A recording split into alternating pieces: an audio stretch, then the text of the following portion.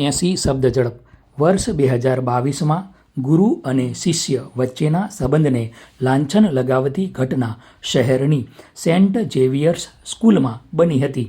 આ ઘટનામાં સ્કૂલના રમતગમતના શિક્ષકે વિદ્યાર્થિનીઓને અશ્લીલ મેસેજ કરતા વિવાદ સર્જાયો હતો.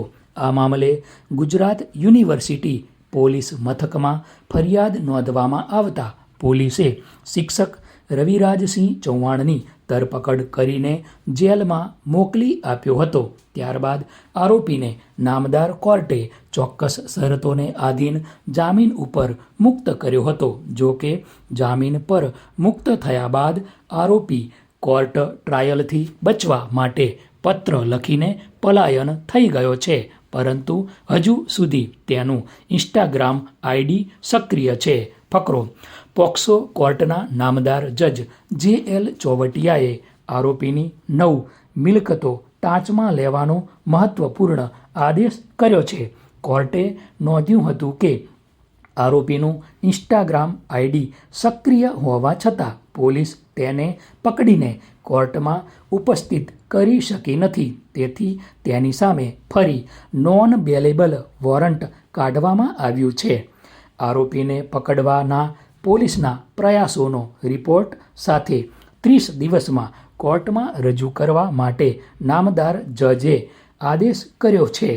નોંધનીય છે કે પોક્સો કેસમાં આ રીતે આરોપીની 9 મિલકતો જપ્ત કરવા માટે આદેશ કરાયો હોય તેવો આ પ્રથમ કિસ્સો છે. ફકરો.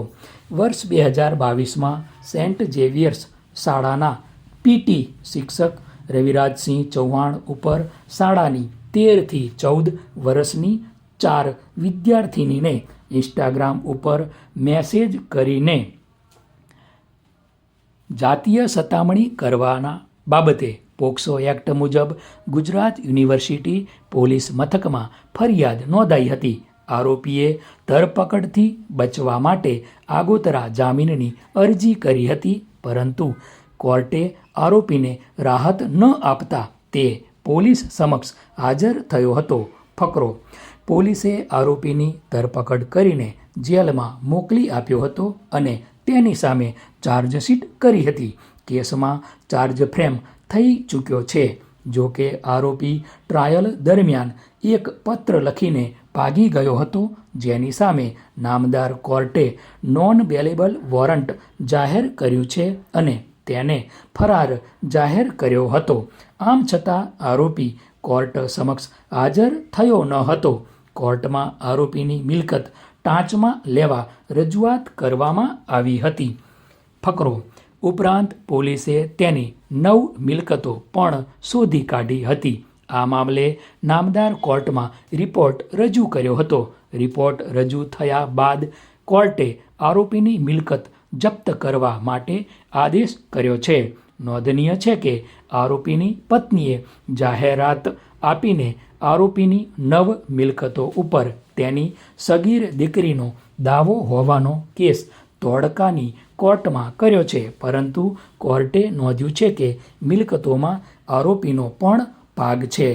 હજુ સુધી ધોળકાની કોર્ટનો કોઈ ચુકાદો આવ્યો નથી, જેથી આરોપીની 9 મિલકતોને પોલીસ ટાંચમાં લઈ શકે. જો આગળ આરોપી કોર્ટમાં કાર્યવાહીમાં ઉપસ્થિત ન થાય તો તેની મિલકતોની હરાજી કરીને તેની રકમ કોર્ટમાં જમા કરવામાં આવે. ફકરો. બીભત્સ મેસેજ કરીને છેડતીના કેસમાં પોલીસે આરોપી રવિરાજસિંહ ચૌહાણની ધરપકડ કરી હતી. ત્યારબાદ તેને જામીન પર મુક્ત કરવામાં આવ્યો હતો. પોલીસે પાસા હેઠળ ધરપકડની દરખાસ્ત તૈયાર કરીને પોલીસ કમિશનર સમક્ષ મોકલી આપી હતી, જેને પોલીસ કમિશનર સંજય શ્રીવાસ્તવે મંજૂરી આપતા રવિરાજસિંહની ધરપકડ કરીને ભુજ ખાતે જેલમાં મોકલી દેવામાં આવ્યો હતો.